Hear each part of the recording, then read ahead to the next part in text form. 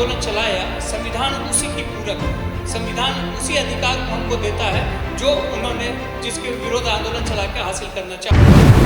आज भी इस पढ़े लिखे दौर में जहां हम अपने आप को बहुत सिविलाइज कहते हैं, इस दौर में भी छोटी छोटी घटनाएं हो रही हैं जो ये बताती हैं कि हम आज भी उस मानसिकता से अलग नहीं हुए जो वर्षों से हमारे जहनों में है। आज भी हम इंसानों को इंसान नहीं समझते।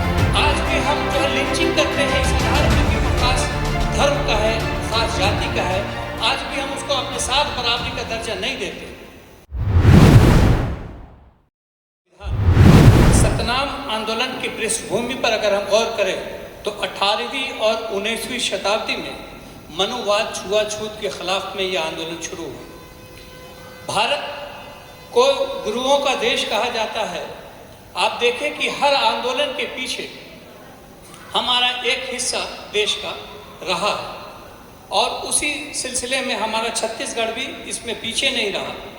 और जब छुआछूत और इसके जाति व्यवस्था हद से आगे बढ़ गई और जुल्म और ज्यादती बढ़ती गई, उस वक्त बाबा गुरु घासीदास ने इस आंदोलन को शुरू किया।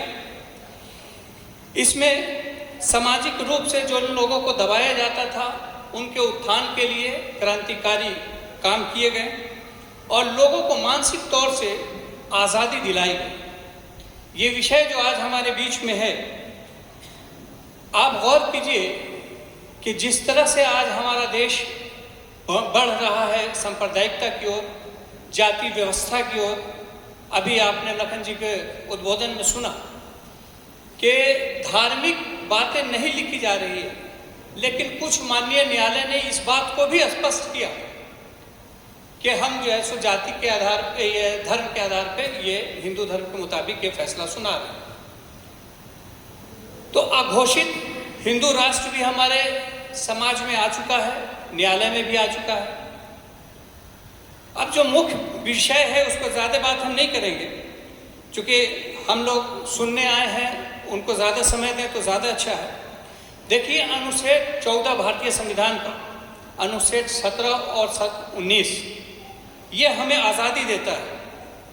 ये दरअसल जो गुरु घासीदास जी ने जो आंदोलन चलाया, संविधान उसी की पूरक है। संविधान उसी अधिकार को हमको देता है जो उन्होंने जिसके विरोध आंदोलन चला के हासिल करना चाहा था। इस विषय पर हम आगे बढ़ते हैं। किसी समाज को द्वैम दर्जे का नागरिक बना देना, ये हमारे पूरी व्यवस्था के ऊपर एक प्रश्न चिन्ह है। आप देखिए कि संविधान जो बराबरी, जातीय, लिंग और क्षेत्रीयता के आधार पर किसी तरह का कोई भेदभाव नहीं करता है, लेकिन ये उस वक्त था, लेकिन आज से ये लड़ाई नहीं है हमारी। आप गौतम बुद्ध की लड़ाई देखिए, जैनियों की लड़ाई देखिए, आप जितने भी या सरदारों की लड़ाई देखिए, जितनी भी इस तरह के धर्म उठे, उसमें मूल वजह यही रही है कि शोषण के खिलाफ एक खास समुदाय के विरोध में, एक खास समाज के विरोध में एक आंदोलन की जरूरत पड़ी, चूंकि उनका शोषण होता रहा। आज हमें जरूरत है, आज भी इस पढ़े लिखे दौर में जहां हम अपने आप को बहुत सिविलाइज्ड कहते हैं, इस दौर में भी छोटी छोटी घटनाएं हो रही हैं जो ये बताती हैं कि हम आज भी उस मानसिकता से अलग नहीं हुए जो वर्षों से हमारे जहनों में है। आज भी हम इंसानों को इंसान नहीं समझते। आज भी हम जो है लिंचिंग करते हैं इस आधार पर कि वो खास धर्म का है, खास जाति का है। आज भी हम उसको अपने साथ बराबरी का दर्जा नहीं देते। ये घटनाएं हमारे ये बताती हैं कि आज भी हम मानसिक गुलाम हैं। आज भी 10 साल का, 5 साल का कोई जाति विशेष का लड़का हमारे 55 साल, 65 साल, 60 साल के बुजुर्ग उसका पैर छूते हैं और महाराज का के संबोधित करते हैं। ये बताता है कि हम भी कहीं ना कहीं आज भी मानसिक स्थिति हमारी वही है, हम उनको मानते हैं महाराज हैं, जबकि हमारा अधिकार है। हम अपने बूढ़े, ये भारत की संस्कृति रही है कि हम अपने बुजुर्गों का सम्मान करते हैं, आदर करते हैं। सिर्फ अपने ही नहीं बल्कि पूरे गांव के जो लोग रहे हैं उनमें भी कोई बुजुर्ग रहा है उनका भी सम्मान करते हैं। लेकिन एक जाति विशेष के लोग उसका अधिकार समझते हैं कि ये मेरा अधिकार है और इस अधिकार के तहत हम को ही सेवा मिलनी चाहिए और हमें ही सम्मान मिलना चाहिए, ये हमारा अधिकार है, हम किसी को सम्मान नहीं देंगे। भारतीय संविधान जब लागू हुआ उस वक्त इस तरह से तमाम ऊंच नीच के भेदभाव खत्म किया गया और सभी लोगों को एक साथ जोड़ करके इस भारत को खूबसूरत भारत बनाया गया। गुरु घासीदास जी ने भी कथन को देखिए, उन्होंने भी कहा मन के एक समान, यानी तमाम इंसान जो इस धरती पर हैं वे एक समान हैं, उसी की लड़ाई लड़ी।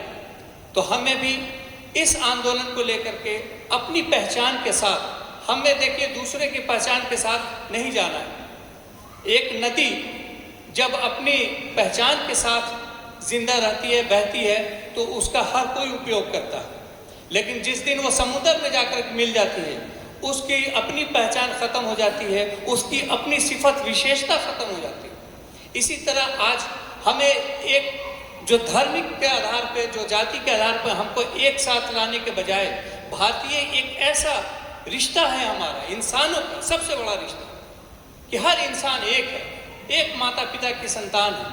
अगर पूर्वजों से जोड़ा जाए तो ये हमारा रिश्ता है। उसी तरह से दूसरा रिश्ता अगर हम मजबूत बनाना चाहते हैं तो हम सब भारतीय हैं, एक रिश्ता ये बन सकता है।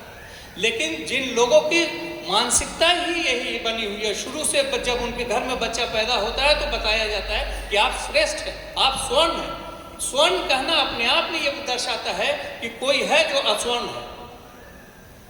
तो इस स्वर्ण की जो प्रकृति है, आपने देखा यूजीसी बिल पे जिस तरह का आंदोलन हुआ, ये स्वर्ण कहते हैं हम नहीं सताए जाते। भाई आप कब सताए गए हैं? आप कभी नहीं सताया गया। स्वर्ण कहना आप अपने आप को ऊंचा मानते हैं, बड़ा मानते हैं, तो आप कैसे सताए जाइए? तो ये हमें एक साथ मिलकर के इस लड़ाई को लड़ना होगा। और आज संविधान पर जो खतरा है अघोषित, जिस तरह से न्यायालय काम कर रही है, आप देखिए कि पूरे तौर पे ये बातें खत्म कर दी गई कि न्यायाधीश, किसी ने कहा था कि एक जाति विशेष में न्याय की प्रवृत्ति नहीं पाई जाती, और उनके धर्मों में ये बात लिखी हुई है किताबों में कि किस तरह से अन्याय करना है। उनकी जाति का कोई अगर आता है क्राइम करके तो उसके साथ क्या व्यवहार करना है, दूसरे धर्म और जाति का आता है उनके साथ क्या करना है, ये तमाम चीज़ें वाज़ेह है। इसलिए हमें इस संविधान को बचाने के लिए बड़ी कुर्बानियाँ देने के लिए भी तैयारी करनी होगी।